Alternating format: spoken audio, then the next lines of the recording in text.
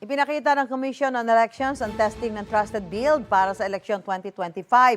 Sabi ng COMELEC, critical ito para siguraduhin secure, maayos at walang daya ang gagamiting automated election system sa Mayo. May unang balita, si Sandra Aguinaldo.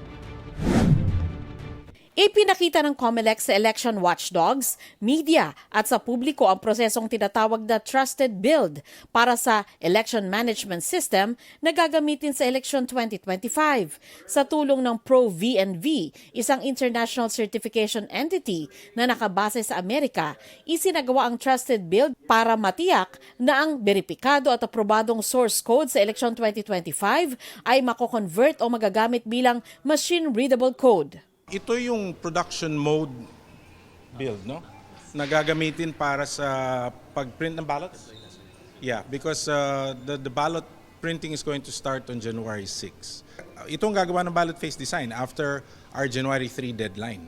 So pagdating nung sinasabi nila na nakasobre, no? Ng January 4, pag nagamit na namin yon, we have January 4, 5, and then 6 magsa-start ang printing mismo. 2.5 oras inabot ang proseso. Ang resulta nito, nakaloob sa isang USB, isinilid sa selyado lalagyan at pinirmahan para siguradong hindi bubuksan ng hindi otorisado. Ipinadala ito sa Pilipinas at itatago sa vault ng Bangko Sentral ng Pilipinas. Yung hashcode mo is yung identifier mo na yung actual program na yun, yun lang yun. No? Yan yung uniqueness niya.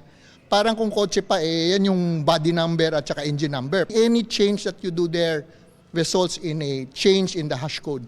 Kaya sagrado po sa amin, particularly sa mga watchdog, yung hash code na yon. Kasi yun lang ang makakasiguro kami na kung ano yung nakita nating, ina-expect nating tumatakbo, ayun nga ba talaga ang tumatakbo.